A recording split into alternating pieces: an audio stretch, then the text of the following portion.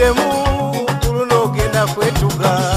Ebirwa birabirwa naye n'olunaku ekibiina ky'abaana balenzi kya Eagles Production lwe kyasasika lunajjukirwanga bwe bwali bwe buti bannayuganda baalinga mu keetereekerero ak'okubeera nga bagenda okwerolera ku baana balenzi ne baana bawala abaali bakonkona endongo okwekutula. Ekibiina kino kyatandika ng'ekisaaga nga kirimu abaana abatenvuumuula ab'obulenzi naye ng'obwongo mwana wattu bubeesera anti baali bayiiya bazibu kubanga baayiiya ennyimba ezikwata ku muntu wa wansi, ennyimba ezaalaavu ssaako n'ez'eddiini. Wamma ggwe bannayuganda ne balyoka babaagala nnyo. Ekibiina kya Eagles kyatandikira mu mbeera mbi wamma ggwe anti nga bannyini kyo baavu bazibu tebalina yadde ekuba ennyonyi naye ng'ekitone mwana wattu bakisuza. Mu mwaka gwa 1993-94 Geoffrey Lutaaya yasalawo n'akunga banne abamu nga yali asoma nabo bwe batyo ne bakola ekibiina ekyamanyibwa nga Gibbros Band. Bwe batyo ne bagezaako okuyimbayimba naye olw'okuba baali tebalina nsimbi zibeera na byuma byabwe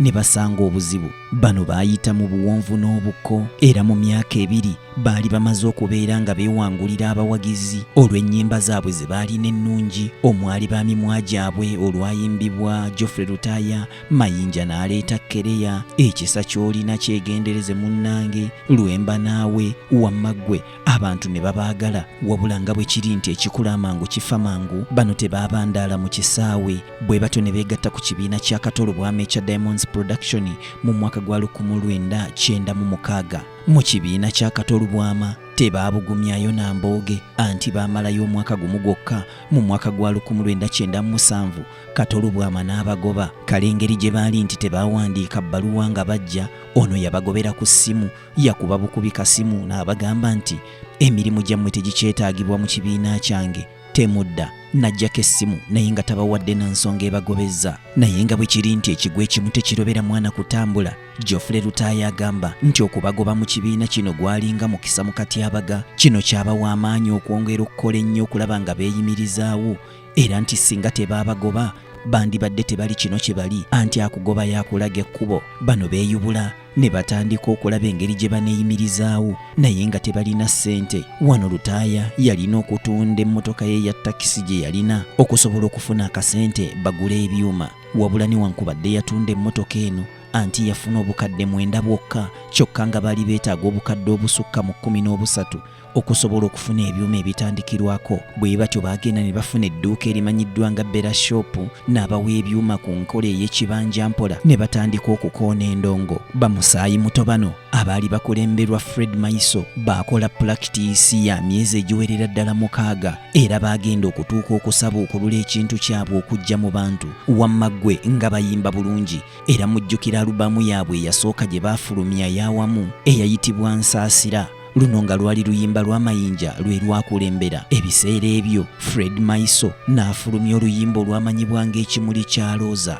Mwana wattu oluyimba luno lwakwata bannayuganda bangi omugamba era nga tewali mukolo guyinza genda maaso nga tokubye ku kimuli kya Looza. Oli kimuli ekya Looza ekimuli akagongo. Ekyamazima baasanga obuzibu bunene olw'ensonga nti waliwo ebibiina ebigundiivu ebyaliwo bye baali balina okwolekeza obwanga. Kale ng'okuvuganya kwali kw'amaanyi naye ate baasobola okuteekawo omutindo omulungi nga bwe kiri nti ku mabbali g'omusajja akulaakulanye wabeerawo omukyala omukozi ennyo.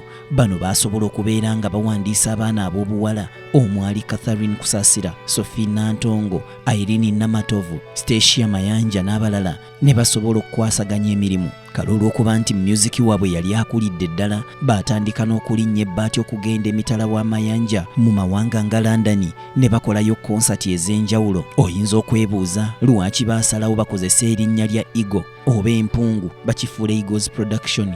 Lutaaya agamba nti ne Bayibuli ekyogera lunye nti empungu kinyonyi ekibuuka mu bbanga ekibeera mu bwengula wabula nga wansi kirina ekigendererwa kiyita ettageti era nga bwe kijja okukwata mwana wattu tekisobola kukwata bbali. Ekituufu abaana bano baakonkona endongo ne Mukeerere n'amwenya ne balyoka bafulumya ennyimba ez'omujjirano ate nga zonna nnungi ng'abayimbi bayimba bulungi si bakazi si basajja. Olwo abaana ab'obuwala mu ggwanga ne balyoka bayaayaanira abalenzi ba Eagles nga waakiri ayagala azineko buzinyi naye gwe naawe kuba akafaananyi nga ggwe gwe bawaana nti oli miisi. butufu oli misi gwobasinga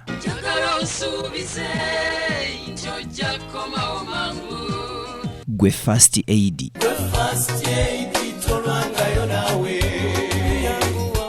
gw'omugwe kifansalira okola ki bwe gwatuuka ku biwala ebijuujulu ebya Eagles abasajja ne babula okusasula nga tiketi ey'omwaka okulaba ebivulu bya Eagles gwate omwali Stacia Mayanja, Maureen Nantume, Catherine Kusaasira, Nantongo, Irene Namatovu ddala nga lwaki Eagles yanditegese ekivulu n'etajjuza ekyejo kyange eyandikigumidde yani naye munnange nabeeyagwa mu kibiina ky'abaana bano asaana kuloopa mbuga anti amawulire gatandika mpola okuyitiŋŋana nti ekibiina ekikudde ejjembe mu kkonko n'endongo kigenda kwabulukukamu era nti abamu ku bayimbi ab'oku ntikko ate nga badirectors bagenda kweyawuzaamu buli omu akwate gage olw'ensonga zaabwe ez'enjawulo. Wano Musa Kavuma eyali dayirekita waabwe yavaayo n'asambajja ebyogerwa byonna nti babasibako matugambuzi kubaliisango era n'agamba nti ekibiina kikyali gguluggulu mu management y'emu wabula ng'erinnya lye lyakyuseemu ne beetuuma Golden Production.